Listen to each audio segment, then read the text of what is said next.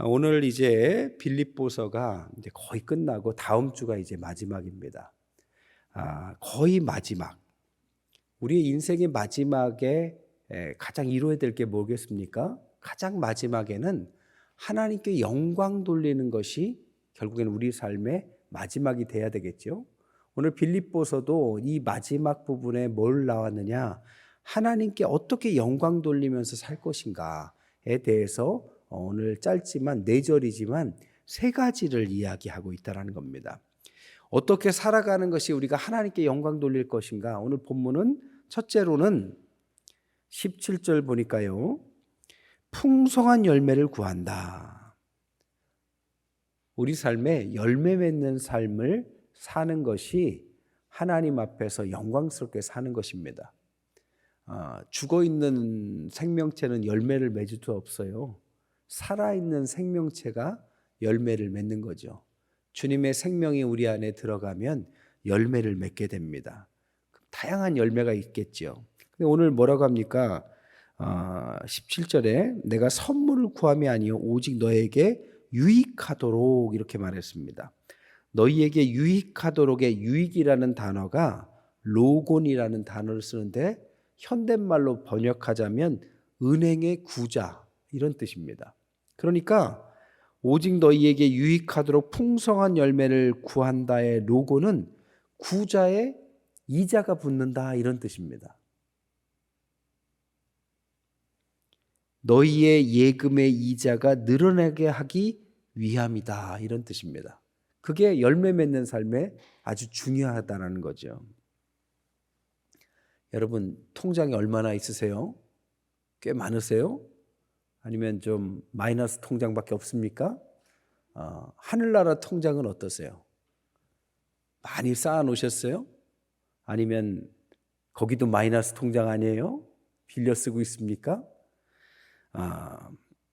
하늘나라 예금 통장에 영적인 투자를 한다는 의미로 로곤, 이자를 붙이는 하나님의 열매 사역을 얘기하고 있습니다. 야고보서 5장 1절부터 4절을 한번 읽어보죠. 야고보서 5장 1절부터 4절까지 야고보서 5장 1절부터 4절까지 시작. 들으라 부한 자들아 너희에게 임할 고생으로 말미암아 울고 통곡하라.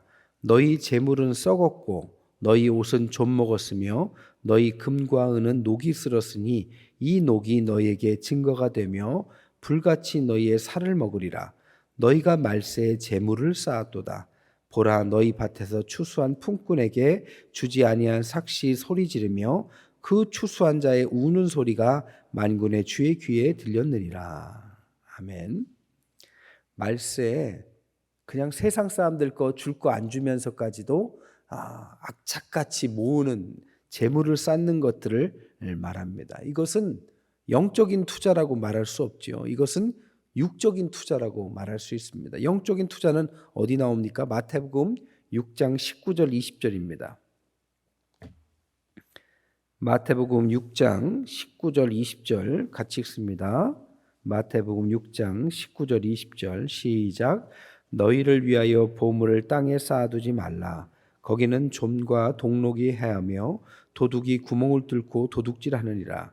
오직 너희를 위하여 보물을 하늘에 쌓아두라. 거기는 좀이나 동록이 해하지 못하며 도둑이 구멍을 뚫지도 못하고 도둑질도 못하느니라.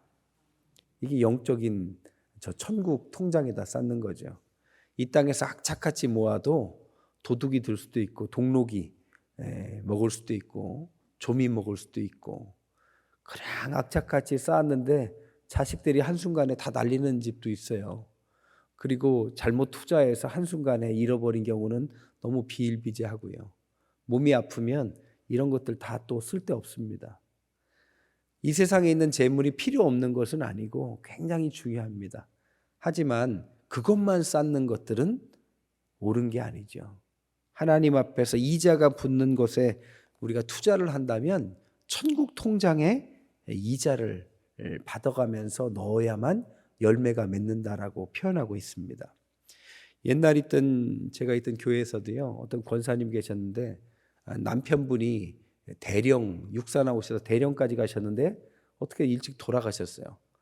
그러니까 이 권사님이 아들, 딸 해서 애들이 3명인데 권사님이 그냥 무슨 뭘 할까 하는데 그때 설교가 무언가 마음을 움직여서요. 교회에서 헌신해야 되겠다. 그 세상에서 돈 버는 것보다 교회에서 헌신해야 되겠다 하면서 뭐 연금 나오는 거로만 빠듯하게 살아가시면서 교회에서 헌신하셨어요.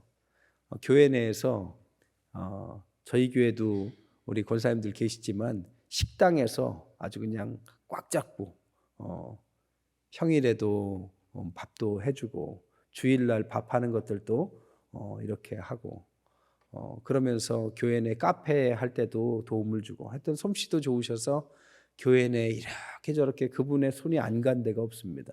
그분을 통해서 사람들이 이렇게 잘 먹고 또 때가 되면 목회자들 막 복날이라고 하면은 교회에서 뭐 닭도 이렇게 해주시고 뭐 여러 가지 수완이 좋으셔서 참 잘 얻어 먹었어요. 세상에서 돈을 많이 벌지는 못했지만 그분이 그렇게 교회 내에서 헌신하니까 항상 사람들이 주변에 있고 또 나중에 보니까요 자식들이 너무 잘 되는 거예요. 어려웠는데 미국으로 이민을 갔는데 거기서 잘 되고 또 자식의 자식은 더 잘 돼요. 그래서 변호사도 나오고 의사도 나오고 애들이 어디 가면은 누군가가 도와주는 것처럼 아주 신기한 일들이 일어나서 진로가 잘 되고 사장님도 어쩜 그렇게 잘 만나고 이런 일들이 일어났습니다. 그 권사님 항상 말씀하시는 게 내 힘이 아니라 주님이 도와주신 거다. 그냥 도와주신 게 아니라 천국의 예금 통장에 많이 쌓았어요. 그리고 이자가 붙고 열매가 맺히는 겁니다. 하나님의 계산은 거짓말이 없습니다. 믿지는 장사를 안 하세요. 하나님 앞에 우리가 헌신하면 어디로 다 없어지는 것 같고 뭐 손해 보는 것 같지만 지나 보면 절대 그런 일은 없습니다. 하나님 앞에서 우리가 풍성한 열매를 위해서 영적 투자에 인색하면 안 됩니다. 이게 하나님께 영광 돌려드리는 첫 번째라면 두 번째는 향기로운 제물, 드리는 제물입니다. 18절에 보니까 이는 받으실 만한 향기로운 제물이요 하나님을 기쁘시게 한 것이라 이렇게 말을 하죠. 하나님께 영광 돌려드리는 것은 제물을 드리는 삶입니다. 이 제물이 뭘 의미하는 거냐? 향기로운 냄새, 받으실 만한 제물. 하나님은 향기로운 냄새를 흠양하시는데 그것이 받으실 만하기 때문에 흠양하고 기뻐하신다는 뜻입니다. 성경에 보니까 받으실 만한 제물들이 많이 나오지만 대표적으로 두 군데죠. 하나는 아벨의 제물이에요. 가인도 아벨도 각자의 소산을 가지고 하나님께 예배를 드렸지만 하나님께서 아벨의 제물만 받은 게 왜 그렇습니까? 아벨이 더 정성스럽게 살찐 소를 해서 그거라기보다는 아벨이 받으실 만한 제물을 했기 때문입니다. 그 비밀은 피에 있는 거죠. 피가 뜻하는 것은 예수 그리스도를 뜻하는 것입니다. 우리가 예수 그리스도를 통한 예배를 해야만 하나님께서 받으실 만한 제물이라고 한다라는 것입니다. 돈이 많다고 좋은 제물이 아니에요. 그리스도 예수로 우리가 충만해져서 작은 것들이라 할지라도 정성스럽게 주님을 향해서 드리는 것들이 받으실 만한 것입니다. 노아는 창세기 8장 20절 21절에 보니까 구원받은 후에 노아가 하나님 앞에 정결하게 예배를 드렸다. 그러니까 하나님 앞에 귀한 예배를 거룩함, 성결함으로 드리는 예배, 산의 예배 이런 것들이 받으실 만한 거죠. 예배가 성경에는 5가지 종류가 나옵니다. 속건제, 속죄제, 번제, 소제, 화목제. 그런데요, 속건죄나 속죄제는 다 죄와 관련된 것입니다. 이것은 향기로운 냄새가 나지 않습니다. 그 향기로운 냄새는 어디서 나냐면 번제와 소제와 화목제에서 나와요. 이 번제라는 것은 제물의 겉과 속을 완전히 태워버리는 것입니다. 이것은 완전한 헌신을 말해요. 완전한 헌신을 하나님께서 받으신다는 뜻입니다. 소재는 식물로 떡과 과자를 만들어서 태우는 것을 말합니다.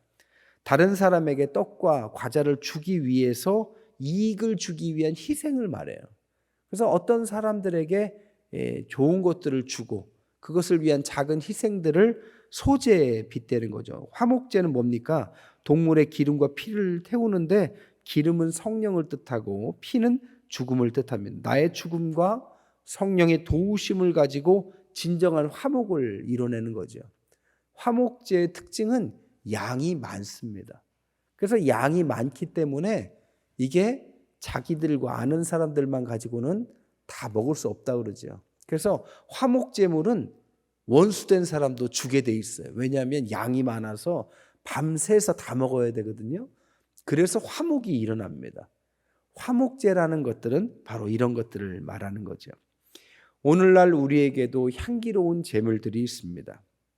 시편 51편 16절에서 17절에는 우리에게 상한 심령, 하나님 앞에서 상한 심령으로 기도를 하는 이 회개가 바로 하나님 앞에서 향기로운 제물이 되는 것입니다. 로마서 12장 1절에는 우리를 완전히 드리는 산제사, 이것이 번제에 해당하는 것입니다. 제사를 반태우라고 해서 뭔가를 태우라는 뜻이가 아니라 우리 삶을 불태우듯이 하나님 앞에 완전하게 헌신하라는 것을 말하는 것입니다. 히브리서 13장 16절에는 디아코니아, 봉사와 구제하는 것들을 소재로 말할 수 있어요. 우리가 지진 난 분들을 또 돕고 또 동남아에 굶고 있는 아이들에게 또 밥도 쌀도 주는 이런 것들이 하나님 앞에서 소재에 해당하는 것이죠. 고린도후서 2장 14절에서 16절에는 그리스도를 아는 냄새를 화목제라고 말할 수 있습니다. 그리스도를 아는 냄새, 그리스도인으로서의 냄새가 나는 것, 향기로운 것, 이것을 말하는 거죠. 옛날 태국 선교사님한테 간증을 들은 적이 있어요. 근데 그 태국 선교사님이 자기네 교회에 타완 형제라는 사람이 있대요. 근데 소아마비여서 잘 걷지를 못하는데 항상 교회 일찍 오셔가지고 교회를 청소하고 뒷정리 제일 늦게 가고, 교회가 조그만데 주보도 필요한 사람들 이렇게 안내도 하고 형제들을 돌보고, 교회에서 그 사람이 없으면은 안 돌아갈 정도로 그렇게 헌신하는 형제가 있는데, 신기한 게 뭐냐, 기도 때마다 그에게 성령이 임하는 그 역사가 있더라는 거예요. 기도 때마다. 그가 뭐 기도의 양이 많거나 뭐 불 받았거나 뭐 이런 단순한 게 아니라 그렇게 헌신하고 하나님 앞에 산제물로 자기를 드리고 진심 어리게 상한 심령으로 기도할 때마다 성령의 임재라는 것을 모두가 객관적으로 느낄 만큼의 성령의 임재가 매번 나타났다라고 고백하는 걸 보았습니다. 향기로운 제물의 삶을 살기 때문에 그 제물이 향기롭게 하나님 앞에 응답되는 것들을 성령의 임재로 드러낸 것이죠. 세 번째로 영광 돌려드리는 삶은 19절입니다. 나의 하나님이 그리스도 예수 안에서 영광 가운데 그 풍성한 대로 너희 모든 쓸 것을 채우시리라. 채우고 누리는 삶, 헌신하고 희생하고 그리고 하나님께서 우리를 채우시고 누리도록 이 현세적인 보상을 하나님의 영광 가운데 주신다라는 것입니다. 오늘 19절은 아주 많이 우리가 암송하는 구절이에요. 그런데 이 구절을 보십시오. 누가 그렇다라는 것이냐? 나의 하나님이 그러신다. 왜 그렇게 하시냐? 예수 안에서 동역자 바울을 도와 그리스도 예수 안에 우리가 있기 때문에 그렇다. 어떻게 하신다라는 것이냐? 영광 가운데 그 풍성한 대로 하신다. 무엇을 하시냐? 우리가 쓸 모든 것을 어떻게 하시냐? 채우신다. 이게 19절입니다. 19절은 한번 외울만 하잖아요. 하나님 앞에서 어려울 때, 채우시길 원할 때 이 구절을 암송하시면 이 구절이 하나님께서 완벽하게 우리에게 주시는 선물과 같은 말씀인 것이죠. 한 가지 이야기만 더 하고 말씀을 마치겠습니다. 조지 뮬러가 기도로 응답받은 아주 유명한 분이죠. 근데 이 조지 뮬러라는 분이 하나님, 아이들이 지금 고아원에 많이 있는데 이제 먹여야 될 빵이 필요하잖아요.